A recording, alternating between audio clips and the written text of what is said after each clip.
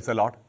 സ്നേഹമുള്ളവരെ, തിരുനാളുകൾ എന്ന ബൈബിൾ പഠന പരമ്പരയിലേക്ക് സ്വാഗതം. ഇന്ന് നമ്മൾ ഞായറാഴ്ചയെക്കുറിച്ചാണ് പഠിക്കാൻ ആഗ്രഹിക്കുന്നത്. ക്രിസ്തീയ സഭ എല്ലാ ആഴ്ചയിലും ഒരു ദിവസം ദൈവാരാധനയ്ക്കായി പ്രത്യേകം മാറ്റിവെച്ചിരിക്കുന്നു. ആഴ്ചയുടെ ആദ്യ ദിവസമായ ഞായറാഴ്ചയാണ് ഇപ്രകാരം പ്രത്യേകമായി മാറ്റിവെച്ചിരിക്കുന്നത്. ഈ ദിവസത്തെക്കുറിച്ച് ബൈബിൾ നൽകുന്ന പഠനം വിശദമായി കാണുന്നതിന് മുൻപേ ബൈബിളിൽ തന്നെ ഒരു ഭാഗം വായിക്കട്ടെ. ഹെബ്രായർക്ക് എഴുതപ്പെട്ട ലേഖനം അധ്യായം 10 തിരുവചനങ്ങൾ 19 മുതൽ 25 വരെ. എൻ്റെ സഹോദരരെ, യേശുവിൻ്റെ രക്തം മൂലം വിശുദ്ധ സ്ഥലത്തേക്ക് പ്രവേശിക്കാൻ നമുക്ക് മനോധൈര്യമുണ്ട്. എന്തെന്നാൽ തൻ്റെ ശരീരമാകുന്ന വിരിയിലൂടെ അവൻ നമുക്കായി നവീനവും സജീവമായ ഒരു പാത തുറന്നു തന്നിരിക്കുന്നു. ദൈവഭവനത്തിൻ്റെ മേൽനോട്ടക്കാരനായി നമുക്കൊരു മഹാപുരോഹിതനുണ്ട്. അതിനാൽ വിശ്വാസത്തിൻ്റെ ഉറപ്പുള്ള സത്യഹൃദയത്തോടെ നമുക്ക് അടുത്തു ചെല്ലാം. ഇതിന് ദുഷ്ടമനസാക്ഷിയിൽ നിന്ന് നമ്മുടെ ഹൃദയത്തെ വെടിപ്പാക്കുകയും ശരീരം ശുദ്ധജലത്താൽ കഴുകുകയും വേണം. നമ്മോട് വാഗ്ദാനം ചെയ്തിരിക്കുന്നവൻ വിശ്വസ്തനാകയാൽ നമ്മുടെ പ്രത്യാശ ഏറ്റുപറയുന്നതിൽ നാം സ്ഥിരതയുള്ളവരായിരിക്കണം. സ്നേഹത്തോടെ ജീവിക്കുന്നതിനും നല്ല കാര്യങ്ങൾ ചെയ്യുന്നതിനും പരസ്പരം പ്രോത്സാഹിപ്പിക്കാൻ എങ്ങനെ കഴിയുമെന്ന് നമുക്ക് ആലോചിക്കാം. ചിലർ സാധാരണമായി ചെയ്യാറുള്ളതുപോലെ നമ്മുടെ സഭായോഗങ്ങൾ നാം ഉപേക്ഷിക്കരുത്. മാത്രമല്ല, ആ ദിനം അടുത്തു വരുന്നത് കാണുമ്പോൾ നിങ്ങൾ പരസ്പരം കൂടുതൽ പ്രോത്സാഹിപ്പിക്കുകയും വേണം. ദൈവവചനമാണ് നാം കേട്ടത്. നമ്മുടെ സഭായോഗങ്ങൾ ഉപേക്ഷിക്കരുത്. അപ്പോൾ ഹെബ്രായർക്ക് ലേഖനത്തിൽ ലേഖനകർത്താവ് സഭാസമൂഹത്തെ പ്രത്യേകം ഉപദേശിക്കുകയാണ്, ഗുണദോഷിക്കുകയാണ്, പ്രോത്സാഹിപ്പിക്കുകയാണ്. എന്തിനാണ്? സഭായോഗങ്ങൾ സംബന്ധിക്കാൻ. ആ സഭായോഗങ്ങൾ എന്നാണ് എന്ന് പ്രത്യേകം എടുത്തു പറയുന്നു. ആ ദിനം അടുത്തു വരുന്നത് കാണുമ്പോൾ നിങ്ങൾ പരസ്പരം കൂടുതൽ പ്രോത്സാഹിപ്പിക്കണം. ആ ദിനം എന്നത് ഈ സഭായോഗങ്ങളുടെ ദിവസമാണ്. അത് ആഴ്ചയിൽ ഒരു ദിവസമായിരുന്നു എന്ന് നമ്മൾ പൊതുവേ കാണും. ഇന്ന് കത്തോലിക്ക സഭയിൽ മാത്രമല്ല, മിക്കവാറും എല്ലാ ക്രിസ്തീയ സഭകളിലും ഞായറാഴ്ച വലിയ ഒരു വിശ്രമദിനമായി, പ്രാർത്ഥനയുടെ ദിനമായി, ആഘോഷമായി കണക്കാക്കാറുണ്ട്. എങ്ങനെയാണ് ഈ ഞായറാഴ്ച ആചരണത്തിലേക്ക് സഭാസമൂഹം കടന്നു വന്നത്? നമ്മൾ ഇസ്രായേലിൻ്റെ തിരുനാളുകളെക്കുറിച്ച് പഠിച്ചപ്പോൾ കാണുകയുണ്ടായി, അവരുടെ ഏറ്റവും പ്രധാനപ്പെട്ടത് സാബത്ത് ദിവസമാണ്. ബൈബിളിൽ തന്നെ അടിസ്ഥാനമുള്ളതാണ് സാബത്ത് ആചരണം. നമ്മൾ കാണുകയുണ്ടായി, ബൈബിളിൽ 2 പ്രത്യേക കൽപ്പനകൾ നൽകുന്നുണ്ട്. 10 പ്രമാണങ്ങളുടെ 2 പട്ടികകൾ.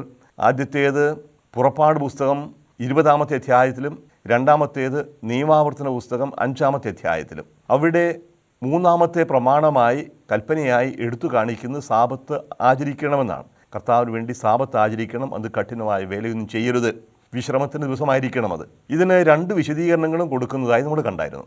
ആദ്യത്തെ പ്രമാണ പട്ടികയിൽ, പുറപ്പാട് പുസ്തകത്തിൽ കാണുന്ന ആ പട്ടികയിൽ സാബത്തിൻ്റെ അടിസ്ഥാനമായി എടുത്തു കാണിക്കുന്നത് ദൈവം 6 ദിവസം കൊണ്ട് സൃഷ്ടികർമ്മം പൂർത്തിയാക്കി 7-ാം ദിവസം വിശ്രമിച്ചു. അതുകൊണ്ട് ദൈവത്തിൻ്റെ വിശ്രമത്തിൽ പങ്കുചേരുന്നതിൻ്റെ ഭാഗമായി 7-ാം ദിവസം നിങ്ങളും വിശ്രമിക്കണം. അപ്പോൾ സാബത്ത് വിശ്രമത്തിൻ്റെ ദിവസമാണ്. ആ വിശ്രമത്തിനൊരു മതാത്മകമായ മാനം കൊടുക്കുന്നു. ദൈവം സൃഷ്ടികർമ്മം പൂർത്തിയാക്കി വിശ്രമിച്ചു. അപ്പോൾ ആ വിശ്രമത്തിലൂടെ ദൈവത്തിൻ്റെ വിശ്രമത്തിലേക്ക് നമ്മൾ പങ്കുചേരുകയാണ്. അതിനുവേണ്ടി ഒരു പ്രത്യേക ദിവസം മാറ്റിവെക്കണം. ഇത് പുരോഹിത ഗ്രന്ഥകാരൻ്റേതാണ് എന്ന് പൊതുവെ കരുതപ്പെടുന്നു.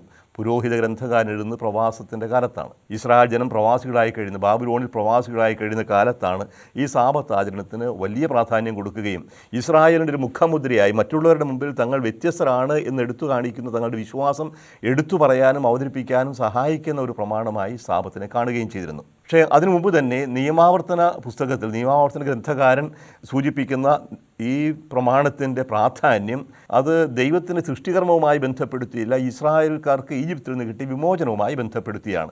നിങ്ങൾ ഈജിപ്തിൽ അടിമകളായിരുന്നുവെന്നും കർത്താവ് തൻ്റെ കരുത്തുറ്റ കരന്നിട്ട് നിങ്ങളെ വിമോചിപ്പിച്ചുവെന്നും അനുസ്മരിച്ചുകൊണ്ട് നിങ്ങൾ നിങ്ങളുടെ അടിമകൾക്ക്, നിങ്ങളുടെ വേലക്കാർക്ക് വിശ്രമിക്കാൻ അവസരം കൊടുക്കണം. അപ്പോൾ 2ൻ്റെയും കേന്ദ്രം വിശ്രമമാണ്. പക്ഷേ അത് സാബത്ത് ദിവസമാണ്. ആഴ്ചയുടെ 7-ാം ദിവസമാണ് സാബത്ത്. ഇസ്രായേൽക്കാർ ഏറ്റവും വിശുദ്ധമായ ഒരു ദിനമായി കരുതിയിരുന്നു സാബത്ത് ദിനം. സാബത്ത് ലംഘിക്കുന്നത് വലിയ കഠിനമായ കുറ്റമായി പരിഗണിക്കപ്പെട്ടിരുന്നു. സാബത്ത് ലംഘിച്ചതിൻ്റെ പേരിൽ ലംഘിച്ച വ്യക്തിയെ കല്ലെറിഞ്ഞു കൊന്നതായിട്ടൊക്കെ ബൈബിളിൽ കാണുന്നുണ്ട്. അപ്പോൾ വളരെ കർശനമായൊരു നിയമമായിരുന്നു, വളരെ പ്രധാനപ്പെട്ട നിയമമാണ് സാബത്ത്. എന്തുകൊണ്ട് ക്രിസ്ത്യാനികൾ ഈ സാബത്ത് ആചരിക്കുന്ന പകരം ഞായറാഴ്ച ആചരിക്കുന്നു? ഞായറാഴ്ച ആചരണം ഇതിന് നമ്മൾ ഉത്തരം കണ്ടെത്തേണ്ടതുണ്ട്. അതുപോലെ തന്നെ ഞായറാഴ്ച ആചരണത്തിൻ്റെ പ്രാധാന്യം, അതിൻ്റെ ഉത്ഭവം, അതിൻ്റെ പ്രസക്തി, അതിൻ്റെ കാര്യങ്ങൾ നമ്മൾ കാണേണ്ടതുണ്ട്. ആദ്യമേ ഞായറാഴ്ചയെക്കുറിച്ച്, എന്തുകൊണ്ടാണ് ഞായർ എന്ന് പറയുക? ഞാനത് ഡിക്ഷണറി അന്വേഷിച്ച് പോയി. ഞായർ എന്ന വാക്കിന് സൂര്യൻ എന്ന് തന്നെയാണ് അർത്ഥം. ഞായർ ആഴ്ച അപ്പം ഞങ്ങൾ തിങ്കൾ ആഴ്ച, തിങ്കൾ ചന്ദ്രനാണ്, ചന്ദ്രൻ്റെ ആഴ്ച, ചൊവ്വയുടെ ആഴ്ച, ബുധൻ്റെ ആഴ്ച, വ്യാഴത്തിൻ്റെ ആഴ്ച എന്ന് പറഞ്ഞതുപോലെ ആഴ്ചയുടെ 7 ദിവസത്തിനും ഏതെങ്കിലും ഒരു ഗ്രഹം അല്ലെങ്കിൽ ആകാശഗോളത്തെ കണ്ടുകൊണ്ടാണ് പറയുക. അപ്പോൾ ആദ്യത്തേത് സൂര്യൻ്റെ ദിവസമാണ്, ഞായറാഴ്ച സൂര്യൻ്റെ ദിവസം, സൂര്യദേവൻ്റെ. അതിന് ഞായർ ആഴ്ചയെ രവിവാരം അല്ലെങ്കിൽ സൂര്യവാരം എന്ന് മലയാളത്തിൽ പറയാറുണ്ട്. വാരം ആഴ്ചയാണ്, രവി എന്നാൽ സൂര്യൻ എന്നാണ് അർത്ഥം. അപ്പോൾ ഞായർ ആഴ്ച അല്ലെങ്കിൽ രവിവാരം അല്ലെങ്കിൽ സൂര്യവാരം എന്നൊക്കെ പറയുന്നത് ഈ ആഴ്ചയാണ്. അപ്പോൾ ഏറ്റവും പ്രധാനപ്പെട്ട ദിവസമായി എടുത്തു കാണിക്കുന്ന ഞായറാഴ്ച നമ്മുടെ നാട്ടിൽ വളരെ വ്യാപകമായി ഉപയോഗിക്കുന്നതാണ്. സൂര്യനെ ദേവനായി ആരാധിച്ചിരുന്ന ഒരു കാലഘട്ടം ഉണ്ടായിരുന്നു. ഇന്നും സൂര്യനെ ദേവനായി ആരാധിക്കുന്നവരുണ്ട്, ആകാശഗോളങ്ങളെല്ലാം ദൈവങ്ങളായി ആരാധിക്കുന്നവരുണ്ട്. ഏതായാലും ഈ ഞായറാഴ്ച എന്ന കാഴ്ചപ്പാട് ഇന്ത്യയിൽ മാത്രമല്ല മിക്കവാറും എല്ലാ മതങ്ങളിലും ലോകമതങ്ങളിലും ഉണ്ടായിരുന്നു. റോമക്കാർ ഇതിനെ ദിയസ് സോളിസ് എന്നാണ് പറഞ്ഞത്. ദിയസ് എന്ന് പറഞ്ഞാൽ ദിവസം, സോളിസ് എന്ന് പറഞ്ഞാൽ സൂര്യൻ്റെ ദിവസം, the day of the sun. അതാണ് പിന്നെ സൺഡേ എന്ന് ഇംഗ്ലീഷിലേക്ക് വരിക, സൺഡേ. ഇപ്പോൾ ഈ ഒരു രീതിയിലാണ് പല പദങ്ങളും പല ഭാഷകളിലും ഈ പദം ഉപയോഗിക്കുന്നത്. ഇപ്പോഴെന്താണ് ഈ സൂര്യനുമായിട്ട് ബന്ധം? ഇപ്രകാരം ഒരു സൂര്യദേവൻ്റെ ദിവസമായിരുന്ന ദിവസം എന്തുകൊണ്ട് നമ്മൾ ഞായറാഴ്ചയായി കർത്താവിൻ്റെ ദിനമായി ആചരിക്കാൻ തുടങ്ങി എന്ന ചോദ്യമുണ്ടാകും. ക്രിസ്ത്യാനികൾ ഇതിനെ സൂര്യദേവൻ്റെ അല്ലെങ്കിൽ രവിദിനം അല്ലെങ്കിൽ ഞായർ ദിനം എന്നല്ല പറയുക, ഇതിനെ ദിയസ് ഡൊമേനിക്ക എന്ന് പറയും, കർത്താവിൻ്റെ ദിനം. അതിന് ലത്തീനിൽ ഹേ കുരിയാക്കെ ഹെമേര എന്നാണ് പറയുക. ഹെമേര എന്ന് പറഞ്ഞ ദിവസമാണ്. കുരിയോസ്, കുരിയാക്കോസ് കർത്താവിൻ്റെ എന്നാണ്. ഇപ്പോൾ കർത്താവിൻ്റെ ദിവസം ഹേ കുരിയാക്കെ ഹെമേര, കർത്താവിൻ്റെ ദിവസം. ഇപ്പോഴേ ക്രിസ്ത്യാനികൾ പൊതുവേ ഈ ദിവസത്തെ കർത്താവിൻ്റെ ദിവസം എന്ന് വിശേഷിപ്പിക്കുന്നു. അതിന് ലത്തീനിൽ ദിയസ് ഡൊമേനിക്ക എന്നാക്കി. ദിയസ് സോളിസ് ആയിരുന്നത് ദിയസ് ഡൊമേനിക്ക ആക്കി. ഈ ലത്തീനിൽ നിന്ന് ഉത്ഭവിക്കുന്ന മിക്കവാറും ഭാഷകളിലെല്ലാം ഈ ഡൊമേനിക്ക എന്ന പദമാണ് ഉപയോഗിക്കുക. ഇറ്റാലിയനിലാണെങ്കിൽ ഡൊമേനിക്ക എന്ന് പറയും, ഫ്രഞ്ചിലാണെങ്കിൽ ദിമാൻഷ് എന്ന് പറയും. എല്ലാം ഡോമിനൂസുമായി ബന്ധപ്പെട്ടതാണ്, ദൈവവുമായി. അപ്പോൾ കർത്താവിൻ്റെ ദിവസമാണ് ഈ ഞായറാഴ്ച ദിവസം. അപ്പോൾ കർത്താവിന് വേണ്ടി പ്രത്യേകം മാറ്റിവെക്കപ്പെട്ട ദിവസമാണ്. പക്ഷേ ചോദ്യം ഇതാണ്, എന്തുകൊണ്ട് സാബത്ത് ദിവസത്തിന് പകരം ഞായറാഴ്ച ദിവസം ക്രിസ്ത്യാനികൾ ആചരിക്കുന്നു? റോമക്കാർ ഞായറാഴ്ച ആചരിച്ചിരുന്നതുകൊണ്ടാണോ ക്രിസ്ത്യാനികൾ ഞായറാഴ്ച ആചരിക്കുന്നത്? അങ്ങനെ ആകുമ്പോൾ സാബത്തിൽ നിന്ന് മാറുന്നതിന് കാരണം എന്തായിരുന്നു? ഈ ചോദ്യത്തിന് നമ്മൾ ഉത്തരം കണ്ടെത്തേണ്ടതുണ്ട്. ഉത്തരം ഇതാണ്. ആദിമ ക്രൈസ്തവ സമൂഹം സാബത്തിനപ്പുറത്ത്, സാബത്തിനേക്കാൾ കൂടുതലായി പ്രാധാന്യം കണ്ടിരുന്നത് ഈ ആഴ്ചയുടെ ആദ്യ ദിവസം അഥവാ 8ാം ദിവസമായ ഞായറാഴ്ചയാണ്. എന്താണ് ഞായറാഴ്ച സംഭവിച്ചത്? ഞായറാഴ്ചയാണ് യേശുവിൻ്റെ ഉത്ഥാനത്തിന് അവർ സാക്ഷികളാവുക. ആഴ്ചയുടെ ആദ്യ ദിവസം അതിരാവിലെ എണീറ്റ് അവർ ശവകുടീരത്തിലേക്ക് പോയി. സ്ത്രീകൾ അവിടെ ശവകുടീരം തുറന്നു കിടക്കുന്നതായിട്ട് കണ്ടു. യേശുവിനെ അവിടെ കണ്ടില്ല. ഈ ഞായറാഴ്ച ദിവസം അതിരാവിലെ എണീറ്റ് പോയവർക്ക് യേശുവിൻ്റെ ദർശനമുണ്ടായി. ഇപ്പോൾ ഞായറാഴ്ച കർത്താവിൻ്റെ യേശുക്രിസ്തുവിൻ്റെ ഉത്ഥാനത്തിൻ്റെ ദിവസമായി ആചരിക്കപ്പെടാൻ തുടങ്ങി. വെള്ളിയാഴ്ച മരിച്ചു, ശനിയാഴ്ച കല്ലറയിലായിരുന്നു, ഞായറാഴ്ച അതിരാവിലെ കല്ലറ തുറക്കപ്പെട്ടപ്പോൾ യേശു അവിടെ ഉണ്ടായിരുന്നില്ല. യേശുവിൻ്റെ ഉത്ഥാനത്തെ അനുസ്മരിക്കുന്ന ദിവസമായി ഞായറാഴ്ച പരിഗണിക്കപ്പെടാൻ തുടങ്ങി. അപ്പോൾ ഇതിൽ നിന്ന് 2 കാഴ്ചപ്പാടുകളാണ് വന്നത്. ഒന്ന്, യേശുവാണ് ലോകത്തിൻ്റെ പ്രകാശം. നമ്മൾ പഠിക്കാൻ പോകുന്നതാണ് ക്രിസ്മസ് എന്തുകൊണ്ടാണ് ഡിസംബർ 25-ാം തീയതി ആയത്. അത് സൂര്യനുമായി ബന്ധപ്പെട്ട ഒരു തിരുനാളായിരുന്നു. അതുപോലെ ഒരു അതിനേക്കാൾ കൂടുതലായി ഈ ആഴ്ചയുടെ ആദ്യ ദിവസം സൂര്യനു വേണ്ടി, പ്രകാശത്തിൻ്റെ ദൈവമായ സൂര്യന് ജനങ്ങൾ കരുതിയിരുന്ന സൂര്യാരാധനയ്ക്ക് വേണ്ടി മാറ്റിവെച്ചിരുന്ന ആ ഒരു ദിവസം ലോകത്തിൻ്റെ പ്രകാശമായി സ്വയം അവതരിപ്പിച്ച, ലോകത്തിൻ്റെ പ്രകാശമായ യേശുവിൻ്റെ ഉത്ഥാനത്തെ അനുസ്മരിക്കുന്നതിന് വേണ്ടി എടുക്കുകയാണ് ചെയ്തത്. ഇപ്പോൾ യേശു ഉത്ഥാനം ചെയ്ത ഞായറാഴ്ചയാണ്. അതുകൊണ്ട് ആ ഞായറാഴ്ച യേശുവിനെ യഥാർത്ഥ സൂര്യനായി, യഥാർത്ഥ പ്രകാശത്തിൻ്റെ ഉറവിടമായി ആരാധിച്ചുകൊണ്ട് ഞായറാഴ്ച ആചരിക്കുന്നു. അപ്പോൾ യേശുവിൻ്റെ ഉത്ഥാനത്തിൻ്റെ അനുസ്മരണം ഇപ്പോൾ ഏറ്റവും പ്രധാനപ്പെട്ട ഇതുമാണ്. എല്ലാം അങ്ങോട്ടാണ് നയിക്കുന്നത്. എല്ലാത്തിൻ്റെ ലക്ഷ്യം, ഈ പ്രപഞ്ചത്തിൻ്റെയും മനുഷ്യവർഗം മുഴുവൻ്റെയും ലക്ഷ്യം ഈ പുനഃസൃഷ്ടിയാണ്, പുതിയ ജീവനാണ്, ഉത്ഥാനമാണ്. ഇപ്പോഴേ ഞായറാഴ്ച യേശുവിൻ്റെ ഉത്ഥാനത്തിൻ്റെ ഓർമ്മയാചരിക്കുന്നു. അങ്ങനെ ലോകത്തിൻ്റെ പ്രകാശമായി വന്നവൻ അവൻ്റെ ഉത്ഥാനത്തിലൂടെ നമുക്ക് പ്രകാശം നൽകുന്നു, നമുക്കൊരു പുതിയ തുടക്കം നൽകുന്നു. ഇപ്പോൾ ഉത്ഥാനവുമായി ബന്ധപ്പെടുത്തി. അതോടൊപ്പം പഴയ നിയമത്തിൽ സാബത്താചരണത്തിൻ്റെ കാര്യത്തിൽ, സാബത്താചരണത്തെക്കുറിച്ച് പറയുമ്പോഴും സാബത്ത് ഒരു വിശ്രമത്തിൻ്റെ ദിവസമാണ്, അഥവാ ദൈവത്തിൻ്റെ വിശ്രമത്തിലേക്ക് പങ്കുചേരുന്നതാണ് സാബത്തിലൂടെ. പക്ഷേ യഥാർത്ഥ വിശ്രമം ഇനിയും ലഭിക്കാനിരുന്നതേയുള്ളൂ എന്ന് നമ്മൾ ഹെബ്രായ ലേഖനത്തിൽ കാണും. അവർക്ക് ഇനിയും ഒരു വിശ്രമം കിട്ടാനുണ്ടായിരുന്നു. ആ വിശ്രമം നിത്യമായ വിശ്രമമാണ്. ആ നിത്യവിശ്രമം എന്ന് പറഞ്ഞാൽ ദൈവത്തോടു കൂടി എന്നും ആയിരിക്കുക. അപ്പോൾ എപ്രകാരമാണ് ദൈവത്തിൻ്റെ കൂടി ആയിരിക്കാൻ സാധിക്കുക? ദൈവത്തിൽ നിന്ന് പാപം മൂലം അകന്നുപോയ മനുഷ്യനെ എപ്രകാരമാണ് ദൈവത്തിലേക്ക് അടുപ്പിക്കുക? അത് യേശുവിൻ്റെ ജീവിതവും പ്രവർത്തനവും മരണവും ഉത്ഥാനവും, പ്രത്യേകിച്ച് ഉത്ഥാനം വഴിയാണ്. ഇപ്പോൾ പാപങ്ങൾക്ക് വേണ്ടി മരിച്ചു, നിത്യജീവന് വേണ്ടി ഉയർത്തെഴുന്നേറ്റു എന്ന് പറയുന്ന ആ ഒരു സത്യമാണ് എടുത്തു കാണിക്കുക. അപ്പോഴേ ഉത്ഥാനത്തിലൂടെ യേശു നമുക്ക് നിത്യജീവൻ നൽകിയിരിക്കുന്നു, നമ്മുടെ നിത്യവിശ്രമത്തിലേക്ക് നമ്മൾ ക്ഷണിക്കുന്നു. ആ നിത്യവിശ്രമത്തിൻ്റെ ഒരു മുൻ ആസ്വാദനമായി നമ്മൾ ഇവിടെ ഞായറാഴ്ച ആചരിക്കുന്നു. ഇതിൻ്റെ കൂടെ വേറൊന്നു കൂടിയുണ്ട്. നമുക്കറിയാം, ഉൽപ്പത്തി പുസ്തകത്തിൻ്റെ 1-ാമത്തെ അധ്യായത്തിൽ സൃഷ്ടിയുടെ വിവരണം 6 ദിവസമായിട്ട് ഒതുക്കിയിരിക്കുന്നു, 7-ാം ദിവസം വിശ്രമം. പക്ഷേ ആദ്യ ദിവസത്തെ സൃഷ്ടി പ്രകാശമാണ്. പ്രകാശമുണ്ടാകട്ടെ എന്ന് ദൈവം പറഞ്ഞു, പ്രകാശമുണ്ടായി. ഇപ്പോൾ സൃഷ്ടിയുടെ ആരംഭത്തിൽ നടക്കുന്ന പ്രകാശമാണ്. ഇത് വാസ്തവത്തിൽ വരാനിരുന്ന യഥാർത്ഥ പ്രകാശത്തിൻ്റെ ഒരു മുന്നോടിയും പ്രതീകവുമാണ്. ലോകത്തിൻ്റെ പ്രകാശം ഞാനാണെന്ന് പറഞ്ഞവൻ്റെ ഒരു മുന്നോടിയാണ് വാസ്തവത്തിൽ ആദ്യമേ ഉണ്ടാകുന്ന പ്രകാശം. അപ്പോൾ പ്രകാശം സൃഷ്ടിയുടെ ആരംഭമാണെങ്കിൽ ഇവിടെ പുനരുത്ഥാനം യേശുവിൻ്റെ മരണത്തിന്മേലും അന്ധകാരത്തിന്മേലുമുള്ള പ്രകാശത്തിൻ്റെ വിജയം ഒരു പുതിയ സൃഷ്ടിയുടെ തുടക്കമായി കാണാൻ സാധിക്കും. ഇപ്പോൾ നമ്മളെ വേണമെങ്കിൽ ഇതിനെ 1-ാം ദിവസം എന്ന് പറയാം, അല്ല 8-ാം ദിവസം എന്ന് പറയാം. ഒരു പുതിയ സൃഷ്ടി ആരംഭിക്കുകയാണ് യേശുവിലൂടെ. പുതിയ പ്രകാശം കടന്നു വരുന്നു. അപ്പോൾ ഈ പ്രകാശത്തിൻ്റെ അനുസ്മരണം യേശുവിനെ ലോകത്തിൻ്റെ പ്രകാശമായി ഏറ്റുപറയുന്നു. യേശുവിലൂടെ നമുക്ക് പുതിയ ജീവൻ ലഭിക്കുന്നു. യേശുവിലൂടെ പിതാവുമായുള്ള രമ്യതയിലേക്ക് നമ്മൾ വരുന്നു. നിത്യജീവനിലേക്ക് നമ്മൾ അവകാശികളായി മാറുന്നു. ഇപ്രകാരമുള്ള ചിന്താഗതികളാണ് വിശ്വാസ സത്യമായി നമ്മൾ എടുക്കുന്ന ഞായറാഴ്ചയുമായി ബന്ധപ്പെടുത്തി. ഇങ്ങനെ വരുമ്പോൾ സാബത്തിനല്ല പ്രാധാന്യം, ഞായറാഴ്ചയ്ക്കാണെന്ന് വരുന്നു. അപ്പോൾ സാബത്തിന് എന്ത് സംഭവിച്ചു?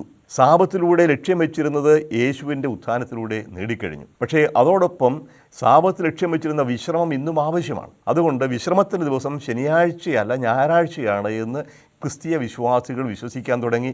ഈ ഒരു വിശ്വാസം നേരത്തെ ഉണ്ടായിരുന്നു. മറ്റു പല മതങ്ങളിൽ റോമക്കാർ ഞായറാഴ്ച ഒരു ആഘോഷത്തിൻ്റെ ദിവസമായി കണക്കാക്കിയിരുന്നു, വിശ്രമ ദിവസമായിട്ടാണ് കണക്കാക്കിയിരുന്നത്.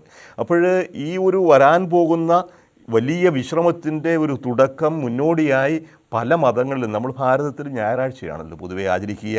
സൂര്യൻ്റെ ദിവസമായി ആചരിക്കുന്ന ഞായറാഴ്ച ദിവസം പൊതുവേ ഒരു ഹോളിഡേ ആയിട്ടാണ്. ഹോളി HOLI ആകാം, വിശ്രമ ദിവസമാകാം, അല്ലെങ്കിൽ വിശുദ്ധ ദിവസം HOLYയുമാകാം. ഹോളിഡേ 2 അർത്ഥമുണ്ടല്ലോ. അപ്പോൾ ഇത് വിശുദ്ധ ദിവസമാണ്, അതേസമയം വിശ്രമത്തിൻ്റെ ദിവസവുമാണ്. ഇങ്ങനെയാണ് ഞായറാഴ്ച ആചരണത്തിലേക്ക് കടന്നു വന്നത്. അപ്പോൾ എന്താണ് ഞായറാഴ്ച നമ്മൾ ചെയ്യുക? സാധാരണഗതിയിൽ ഞായറാഴ്ച ആചരണത്തിൽ 2-3 കാര്യങ്ങൾ സഭ നിർദ്ദേശിക്കുന്നുണ്ട്. സഭയുടെ പ്രബോധനം, catechism of the Catholic church, സാർവത്രിക സഭയുടെ മതബോധന ഗ്രന്ഥം 2168 മുതൽ 2193 വരെയുള്ള ഖണ്ഡികകളിൽ വളരെ വിശദമായി കൊടുത്തിട്ടുണ്ട്. 10 പ്രമാണങ്ങളിൽ 3-ാമത്തെ പ്രമാണത്തിന് വിശദീകരണമായിട്ടാണ് ഇത് കൊടുക്കുക. നമുക്കറിയാം, ബൈബിളിൽ 10 പ്രമാണങ്ങളിൽ 3-ാമത്തെ പ്രമാണം സാബത്ത് ആചരണത്തെക്കുറിച്ചാണ്. ആ സാബത്ത് ആചരണം ഇന്ന് ഞായറാഴ്ച ആചരണമായി മാറുന്നു. പക്ഷേ ബൈബിളിൽ കൊടുത്തിരിക്കുന്ന ആ കൽപ്പന ഇന്നും യാഥാർത്ഥ്യമായി തുടരുകയുമാണ്. 2 കാര്യങ്ങളാണ് അതിൽ എടുത്തു കാണിക്കുന്നത്. 1, ദൈവത്തിൻ്റെ വിശ്രമത്തിൽ പങ്കുചേരുന്ന അവസരമായിരിക്കണം. 2, കഠിന അധ്വാനത്തിൽ നിന്ന് വിശ്രമിക്കേണ്ട ഒരവസരമാണ്. അപ്പോൾ വിശ്രമം ദൈവത്തോടൊന്നിച്ചായിരിക്കണം. അതിൽ നിന്ന് 2 കാഴ്ചപ്പാടുകൾ, 2 കാര്യങ്ങൾ കടന്നു വന്നു. 1, ദൈവത്തോടൊന്നിച്ചായിരിക്കുക. ഈ ആഴ്ചയുടെ മധ്യത്തിൽ ദൈവിക സാന്നിധ്യത്തെക്കുറിച്ച് ചിന്തിക്കാനും പ്രാർത്ഥിക്കാനും ദൈവിക കാര്യങ്ങൾക്ക് വേണ്ടി സമയം ചെലവഴിക്കാനും കണ്ടെത്തണം, ഒരു ദിവസം മാറ്റിവെക്കണം. അതോടൊപ്പം ശാരീരികവും മാനസികവുമായ വിശ്രമത്തിനും സമയം കണ്ടെത്തണം. അപ്പോൾ യേശു പറഞ്ഞല്ലോ, ഒരുപാട് ആളുകൾ യേശുവിൻ്റെ ശിഷ്യന്മാരെ കാണാനൊക്കെ വരുമ്പോൾ യേശു ശിഷ്യന്മാരെ പറഞ്ഞയച്ചു. സുവിശേഷം പ്രഘോഷിക്കാനായി അവർ പോയി അത്ഭുതങ്ങളൊക്കെ പ്രവർത്തിച്ചു, ഒരുപാട് അടയാളങ്ങൾ കണ്ടു. അതിനുശേഷം ശിഷ്യന്മാരും മടങ്ങി വന്നു. പക്ഷേ ആ ശിഷ്യന്മാരുടെ പുറകെ ആൾക്കാർ വീണ്ടും വരുന്നു. ഒരുപാട് ആൾക്കാർ കാണാനും കേൾക്കാനും വരുന്നു. അവർക്ക് ഭക്ഷിക്കാൻ പോലും സമയമില്ലാത്തൊരു സാഹചര്യം ഉണ്ടായപ്പോൾ യേശു പറഞ്ഞു, വരുവിൻ, നമുക്കൊരു വിജന സ്ഥലത്തേക്ക് പോകാം, അല്പം വിശ്രമിക്കാം. സുവിശേഷ പ്രഘോഷണത്തിൽ ഏർപ്പെട്ടിരിക്കുന്ന വ്യക്തികൾക്കാണെങ്കിൽ പോലും ശാരീരികമായ വിശ്രമം ആവശ്യമാണ്. ആ വിശ്രമം എന്ന് പറഞ്ഞാൽ വെറുതെ നിന്ന് കുടിച്ച് ഉറങ്ങുക മാത്രമല്ല, ദൈവിക സന്നിധിയിൽ നിന്ന് വിശ്രമിക്കുകയാണ്. പിതാവിൻ്റെ അടുക്കലായിരുന്നതാണ് യേശുവിൻ്റെ ഏറ്റവും വലിയ വിശ്രമം. പകൽ മുഴുവനും കഠിനാധ്വാനം ചെയ്ത യേശു രാത്രികാലങ്ങളിൽ പിതാവിൻ്റെ സാന്നിധ്യത്തിൽ അമ്മയുടെ മടിയിൽ കുഞ്ഞ് തലവെച്ചുറങ്ങുന്നത് പോലെ പിതാവിൻ്റെ സന്നിധിയിൽ യേശു വിശ്രമിക്കുമായിരുന്നു. അപ്പോൾ പിതാവിനോടുള്ള സംഭാഷണം, പിതാവിൻ്റെ അടുക്കലായിരിക്കുന്നത് യേശുവിന് ഏറ്റവും വലിയ വിശ്രമമാണ്. നമ്മൾ ബാറ്ററി ചാർജ് ചെയ്യുന്നത് പോലെയാണ്. പിതാവിൽ ശക്തി സംഭരിച്ചുകൊണ്ട് പിറ്റേ ദിവസം വീണ്ടും പ്രവർത്തനത്തിന് ഇറങ്ങുകയാണ്. അപ്പോൾ വരുവിൻ, അല്പം വിശ്രമിക്കാം. അപ്പോൾ ഞായറാഴ്ച എന്ന് പറയുന്നത് ദൈവത്തിൻ്റെ അടുക്കലിരുന്ന് ദൈവിക സാന്നിധ്യത്തിൽ വിശ്രമിക്കാനുള്ള ഒരു അവസരമാകണം. ഇപ്പോൾ അതിന് വിശുദ്ധമായൊരു മാനമുണ്ട്. അപ്പോൾ പ്രധാനമായിട്ടും സഭ ആവശ്യപ്പെടുന്നത് വിശുദ്ധ കുർബാന അഥവാ ബലിയിൽ പങ്കുചേരണം. അതൊരു കടമുള്ള ദിവസമായിട്ടാണ് പൊതുവെ കണക്കാക്കുക. കുർബാന കടമെന്ന് പറയും. അത് വിശ്വാസികൾ, ക്രിസ്തീയ വിശ്വാസികൾ ആഴ്ചയിൽ ഒരിക്കലെങ്കിലും ഈ ദിവ്യബലിയിൽ സംബന്ധിക്കണം. ആ ദിവ്യബലിയിൽ സംബന്ധിച്ച് ദൈവത്തെ സ്തുതിക്കണം, ദൈവത്തിൻ്റെ വചനം കേൾക്കണം, ദൈവത്തിൻ്റെ അനുഗ്രഹം സ്വീകരിക്കണം, യേശുവിൻ്റെ ശരീരരക്തങ്ങൾ സ്വീകരിച്ച് ശക്തി ആർജിക്കണം. ഇതൊരു നിർബന്ധമായി വയ്ക്കുന്നത് പാപത്തിൻ്റെ അടിസ്ഥാനത്തിലല്ല, വാസ്തവത്തിൽ നമുക്ക് ജീവൻ ഉണ്ടാകാൻ വേണ്ടിയാണ്. ചില കുഞ്ഞുങ്ങളെ നിർബന്ധിച്ചെങ്കിലേ ഭക്ഷണം കഴിക്കൂ.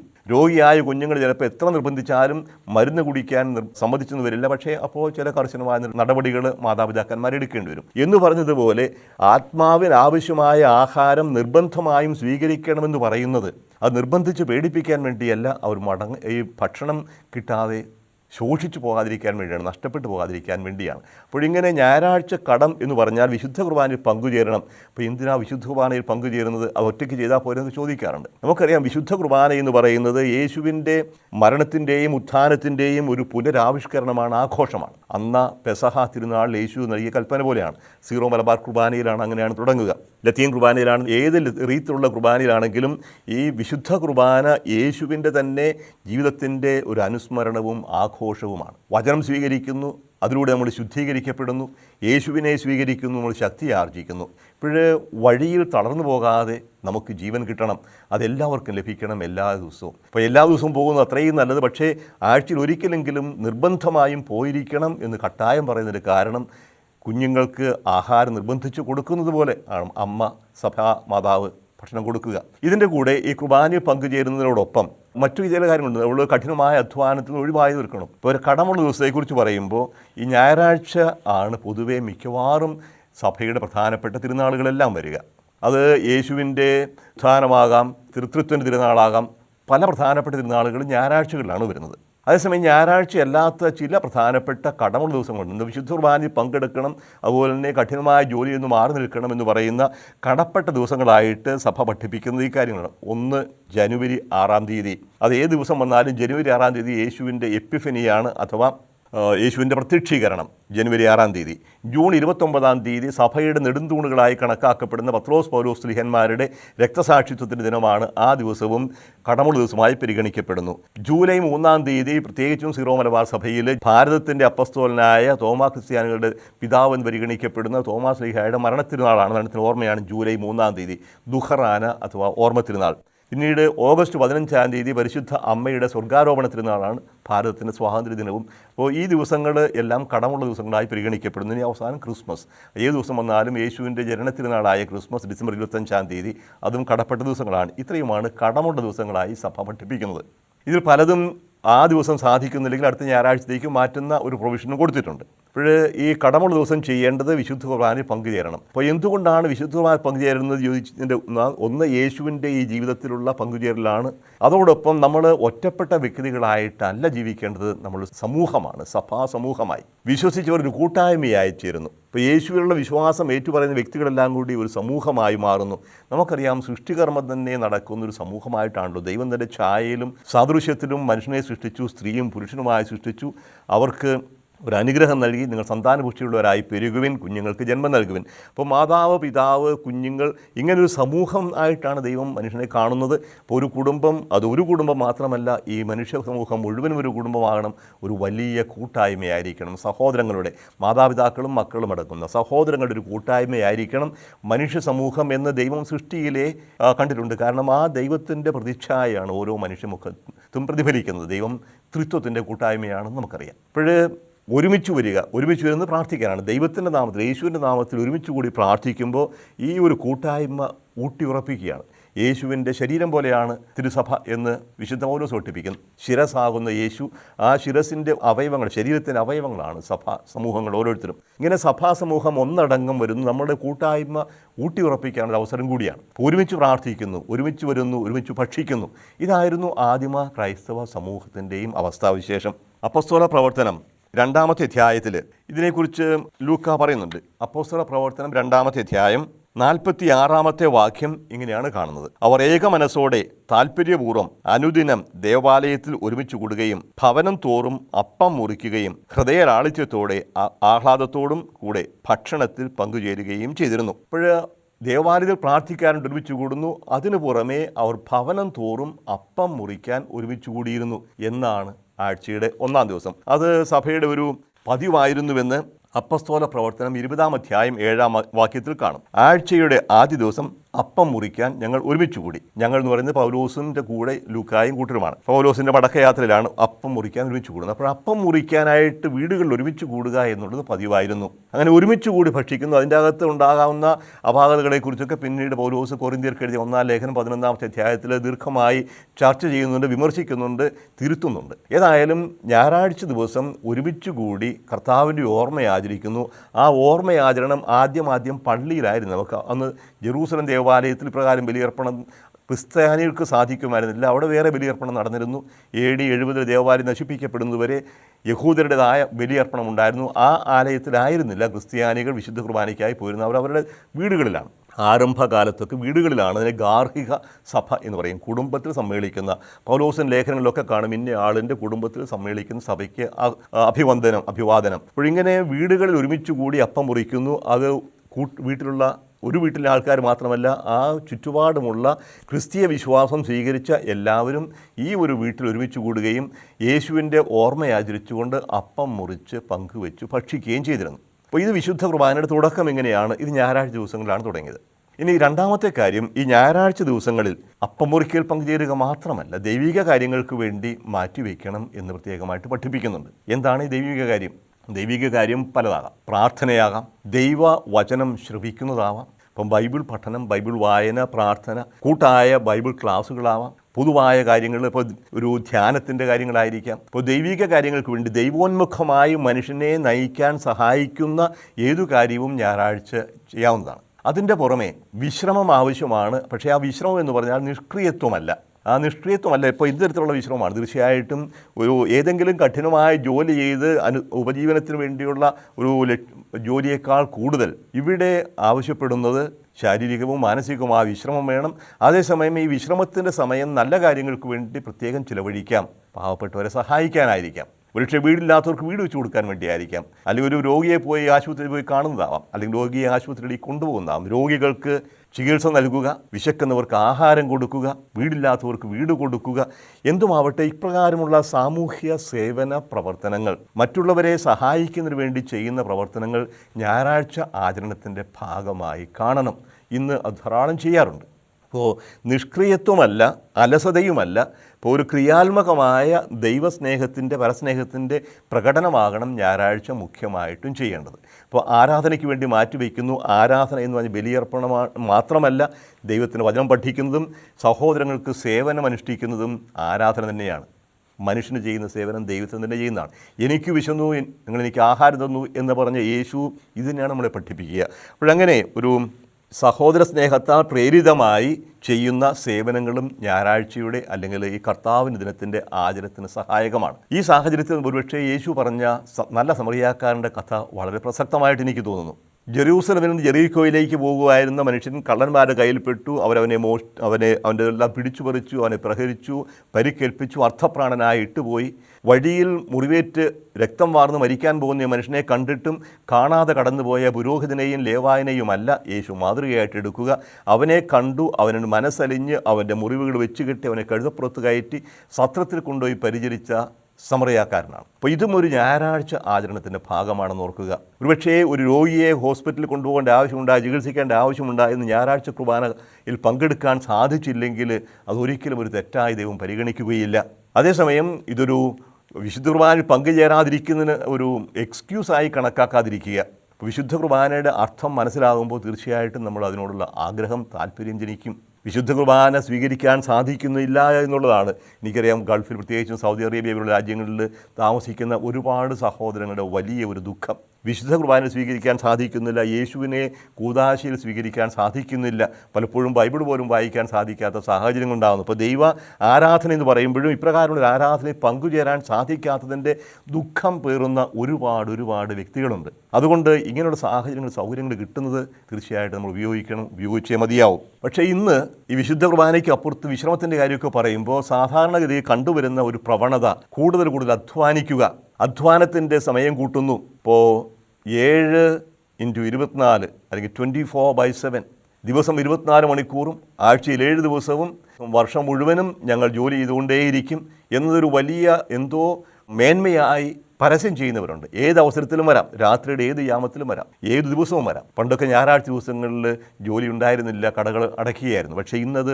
മാറിക്കൊണ്ടിരിക്കുകയാണ്. ഈ ഒരു സാഹചര്യത്തിൽ നമ്മൾ പ്രത്യേകം ശ്രദ്ധിക്കേണ്ട ഒരു കാര്യമുണ്ട്. ഈ ഞായറാഴ്ച ആചരണത്തിൻ്റെ പ്രാധാന്യം. മനുഷ്യനെ അധ്വാനത്തിൻ്റെ അടിമയാക്കരുത്, അധ്വാനത്തിൻ്റെ അടിമയാകരുത്. ജീവിക്കാൻ തീർച്ചയായിട്ടും അധ്വാനിക്കണം, ആവശ്യമാണ്. പക്ഷേ അധ്വാനമല്ല മുഖ്യമായ ലക്ഷ്യം. അധ്വാനം ഒരു മാർഗ്ഗമേ ആകുന്നുള്ളൂ. അതുകൊണ്ട് ഏത് വിധേനയും അധ്വാനിച്ച് സമ്പത്ത് ചുരുക്കൂട്ടുക എന്ന ആ ഒരു ചിന്തയിൽ നിന്ന് മാറി വിശ്രമിക്കാനും ദൈവിക കാര്യങ്ങൾക്ക് വേണ്ടി സമയം കണ്ടെത്താനും നമ്മൾ സാധിക്കണം. അതുകൊണ്ടാണ് ഞായറാഴ്ച ആഴ്ചയിൽ ഒരിക്കൽ, ഈ വലിയ തിരക്കിനിടയിൽ ആഴ്ചയിൽ ഒരിക്കലെങ്കിലും നിർബന്ധമായും നിങ്ങൾ മാറി നിൽക്കണം. അത് ദൈവത്തോടൊന്നിച്ച് ആയിരിക്കാൻ വേണ്ടിയാവാം, അല്ലെങ്കിൽ അതോടൊപ്പം തന്നെ കുടുംബത്തിൽ ഭാര്യയും മക്കളുമായി, ഭർത്താവും മക്കളുമായി, മാതാപിതാക്കന്മാരും മക്കളും ഒരുമിച്ച് പ്രാർത്ഥിക്കാനും സംസാരിക്കാനും ചർച്ച ചെയ്യാനും ചിരിക്കാനും ഒക്കെ ഉള്ള ഒരു അവസരമാകണം. ഇപ്പോഴൊരു വിശ്രമത്തിൻ്റെ ആവശ്യമാണ്. ഇതാണ് നമുക്ക് ലക്ഷ്യമായി തന്നിരിക്കുന്നത്. അപ്പോഴൊരു നിത്യജീവൻ അനുദിന ജീവിതത്തിൻ്റെ ഈ ഒഴുക്കിൽ നിത്യജീവൻ്റെ സാന്നിധ്യം നമുക്ക് അനുഭവപ്പെടാൻ സഹായിക്കുന്നതാണ് ഞായറാഴ്ച. അപ്പോൾ ഞായറാഴ്ച ആചരണം ഒരു ഭാരമായി കണക്കാക്കാതെ ഒരു അനുഗ്രഹമായി കാണുക. യേശുവാകുന്ന പ്രകാശമാണ് നമുക്ക് ജീവിതത്തിൽ പ്രകാശം നൽകുന്നത്. അവൻ്റെ ഉത്ഥാനത്തിലാണ് നമ്മൾ വിശ്വസിക്കുന്നത്. ഓരോ ദിവസവും ഓരോ ഞായറാഴ്ചയും കുർബാന അർപ്പിക്കുമ്പോൾ അവൻ്റെ ഉത്ഥാനത്തിലുള്ള പങ്കുചേരലാണ്. അപ്പോൾ ഞായറാഴ്ച ആചരണം നമുക്ക് മറ്റൊന്നുകൂടി നൽകുന്നുണ്ട്. എൻ്റെ ജീവിതം ഇവിടെ കൊണ്ട് അവസാനിക്കുന്നില്ല, ഇതപ്പുറത്തേക്കുള്ള ഒരു തുടക്കം മാത്രമാണ്. നിത്യമായ ജീവൻ ഇനിയും വരാനിരിക്കുന്നതേ ഉള്ളൂ.